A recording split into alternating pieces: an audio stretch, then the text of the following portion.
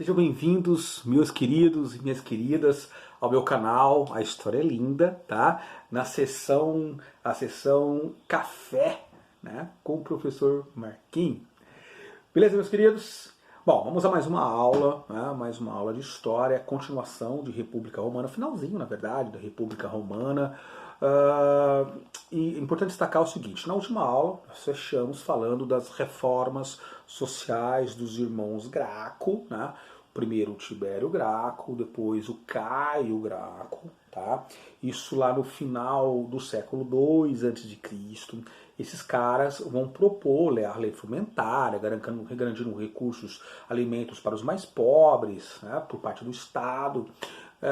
Vão também pedir a reforma agrária, o primeiro grande projeto de reforma agrária da história, podemos assim dizer, onde eles entendiam que as terras públicas que estavam sendo utilizadas pelas famílias patrícias, todas essas famílias que tivessem mais do que 25 hectares dessas terras, o que sobrava, o que tinha mais disso deveria ser distribuído para as famílias plebeias. Era um programa de reforma agrária porque entendiam que essa seria a maneira mais eficiente de reduzir as tensões, os conflitos dentro da sociedade romana. É claro que essa proposta sofreu uma violenta oposição do Senado romano, né, o Senado controlado por a elite patrícia, que vai perseguir e eliminar tanto o Tibério como depois o próprio Caio Graco, ok? É importante entender o seguinte, você tem também a ascensão dos generais, é um momento, Roma é um grande território, então alguns generais, devido principalmente às conquistas militares, devido ao fato de entregarem também parte dos bens, das pilhagens para os seus soldados, então você tem generais que tinham até mais lealdade de suas legiões, eles recebiam de suas legiões uma lealdade maior do que a própria República. Então a República Romana, imagina a situação, né? Generais super poderosos. E você percebe isso, por exemplo, na revolta dos escravos, lá liderada pelo Espartacus, né? O grande responsável por derrotar Espartacus, derrotar a revolta, é o grande general Crasso. Tá? Posteriormente, na própria conquista da Gália, onde hoje é a França atual, a incumbência da conquista da Gália cai no colo do general Júlio César. Né? Então você tem Pompeu também, outro general extremamente poderoso nessa época. Então você tem, galera, nesse período, generais com muito poder, com muita força política, ok? Legal? E muitos desses generais, inclusive, acabam, olha só, percebendo, né, que podiam usar também a própria massa, a própria plebe a seu favor. E veremos isso logo logo. Certinho, pessoal? Tranquilo? No final da República é marcado exatamente então por essa ascensão desses generais. Você tem o primeiro triunvirato, quando Júlio César, o general Júlio César, o Crasso, que derrotou Espartacus, e o Pompeu, né, três poderosos generais, se uniram, né, decidiram se juntar, tá, formando o primeiro triunvirato e, na verdade, quase que confrontando o próprio Senado. Então, vai chegar o momento que Júlio César consegue, né, se desvencilhar dos demais, tá, e há um momento, inclusive, que o Senado percebe essas intenções autoritárias de César e passa a apoiar Pompeu, tá, uma disputa ali, uma disputa política importante que acaba com a vitória de César. E César, ele aos poucos, ele vai reivindicando cada vez mais, vai reivindicando, de repente ele passa a ter pretensões de se tornar praticamente um governante supremo, né? Isso, ditador supremo, né? Isso acaba levando o Senado a conspirar contra César, ou boa parte do Senado a conspirar contra César, que leva ao assassinato de Júlio César. Só que isso acabou sendo um tiro no pé, né? Se o Senado imaginou, matando César, acabou essa palhaçada, né? Não aconteceu coisa nenhuma. Na verdade, o Otávio, né, do sobrinho de César, e o Marco Antônio, que era um dos generais ligados a Júlio César, cara tomando uma mobilização, um movimento, né, para defender a causa e a honra do próprio César. Os principais senadores envolvidos acabam tendo que deixar a cidade, né, inclusive o Brutus, da frase, até tu, Brutus, né, que supostamente foi um dos caras que apunhalou, né, apunhalou o Júlio César, por isso o Ateto Brutus. O fato é o seguinte, o fato é que esse evento, olha só que legal, a República está acabando, hein? Tá acabando. E aí forma-se o segundo triunvirato, né? A divisão do poder dentro da República entre Marco Antônio, entre Otávio e entre Lépido. Lépido rapidamente sai da história e ficam só dois, né? Otávio, né, e Antônio. O Marco Antônio vai para o Egito. Ele vai e praticamente isso quase divide o Império, a República em duas partes. Que legal, isso vai acontecer depois, né? A parte oriental fica ali sob o comando de Marco Antônio e a parte ocidental ali em Roma com Otávio. É nessa história que nós temos o envolvimento de Marco Antônio com Cleópatra, que tinha aspirações consideráveis, né? A mesma que se envolveu também com Júlio César, né? A Cleópatra, rainha do Egito.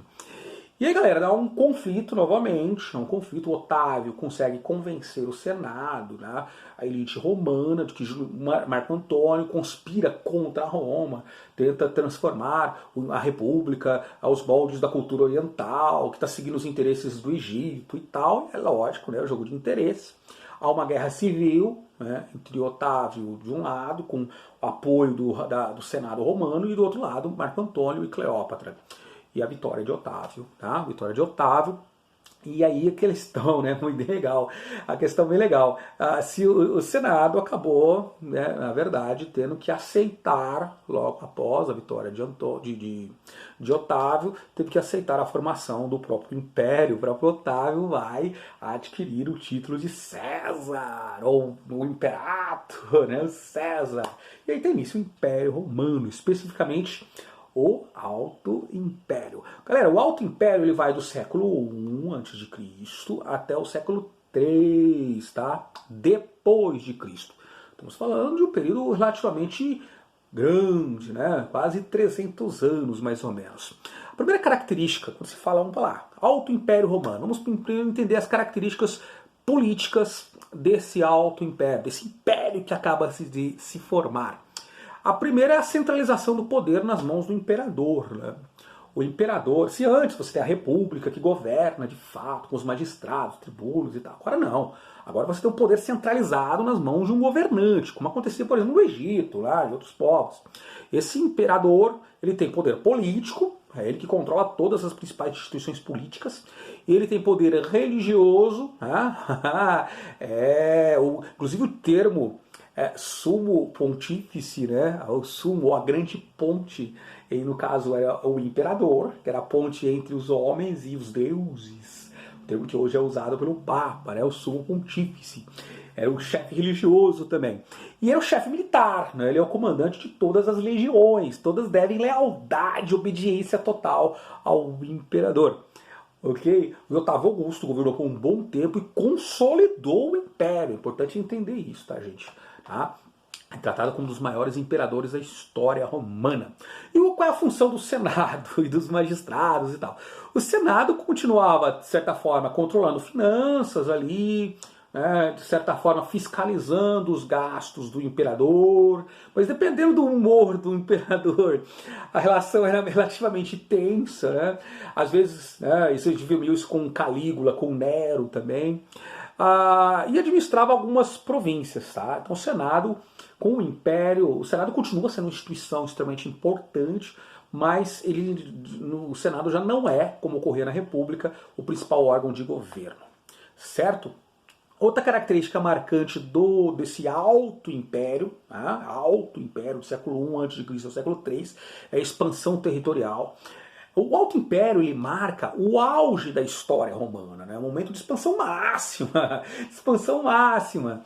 E aí você tem a conquista de novas terras, a conquista... Mas por que Roma conquista tantas terras? Por que Roma vai em direção... Porque Roma, gente, presta atenção, esse período, né, que foi até a época mais ou menos de Marco Aurélio, né, até o último grande imperador a promover conquistas, até Marcos Aurélio, só no final do século II, o imperador filósofo. Né? Então você pega, por exemplo, é uma época de conquista. Mas por que Roma busca essas conquistas? Porque Roma está atrás de terras, Roma está atrás de riquezas, obviamente, de tributos, até porque os romanos tinham uma prática bem interessante, os romanos eram malandrinhos. Quando eles conquistavam uma região, Eles buscavam, depois de conquistar a região, tornavam essa região uma província romana. Você colocava lá um governador romano, ou indicado pelo Senado ou pelo imperador e tal, colocava tropas. Mas os romanos procuravam fechar com as elites locais, né? Procuravam fechar com as elites locais porque entendiam que assim acabavam facilitando a administração. Malandrinhos dos romanos. Então os romanos fizeram isso em muitas regiões. Então o Império Romano, nesse período, ele vai da Inglaterra, da Ilha da Inglaterra, na Britânia, tá, até as fronteiras com a Índia. Os caras vão conquistar a Mesopotâmia, vão conquistar a Pérsia, vão conquistar Egito, Turquia, né, a Ásia Menor, no caso, territórios do Mar Negro. Então, cara, o Império Romano era gigantesco, cara. Né? Sem contar o próprio mar Mediterrâneo, que é o Mare Nostrum, um lago romano. E é nesse contexto que nasce o conceito de Pax Romana, né? De Pax Romana, ou a paz romana, porque os romanos percebem, os imperadores, que é claro que as conquistas eram fundamentais, mas vai chegar um momento que era mais importante a preservação das fronteiras do Império. O Império era muito vasto, era muito grande, então você tem pressão nas fronteiras, então Roma vai mobilizar exércitos para expandir, para defender esses territórios. Vai chegar a ter mais de 300 mil soldados só para defender as fronteiras, que iam na Mesopotâmia até a Inglaterra, tá? Imagine, na Germânia, ele é muito vasto esse território. Os romanos vão construir uma grande rede de estradas, uma imensa rede de estradas que facilitava não só a circulação das tropas, das pessoas, mas também do comércio, tá? Da atividade comercial. Então, grande circulação ali, muitas estradas. Então, Roma vai ver seu apogeu, seu momento máximo. A política do ganho de pão e circo, ela vai ficar muito forte a partir do Império, tá? A ideia de você conseguir acalmar a plebe, as massas plebeias, oferecendo aos plebeus alguns parcos, algumas coisinhas, né? Oh, para que reforma agrária, como defendiam os irmãos Graco? Não, dá alguma coisa, dá o tipo o quê? Eventos públicos, lá, festas, lutas de gladiadores, corridas de cavalo, né? E também alimentos subsidiados. Como Roma conquistou regiões que tinham boa produção, alto nível de produtividade de cereais, como o Egito e a própria Mesopotâmia, então Roma podia dar ao luxo de garantir a essa massa proletária miserável de Roma trigo, né? Trigo subsidiado, quase de graça, tá? Por isso, política do pão e circo. Você garante esse trigo mais barato, alimento bem mais barato e ao mesmo tempo garante eventos públicos, tá? Certinho? Política do pão e circo. Legal, tranquilo, pessoal. E as consequências todas essas conquistas, obviamente, a dependência romana em relação à escravidão. É importante destacar, hein? O modo de produção escravista é a base da economia romana. E aí, cara... Nossa, agora há um probleminha. Há um probleminha. Veja bem. Roma o modo de produção não é escravista, a base da economia não é a escravidão. Roma não começa a conquistar, né, a ficar muito dependente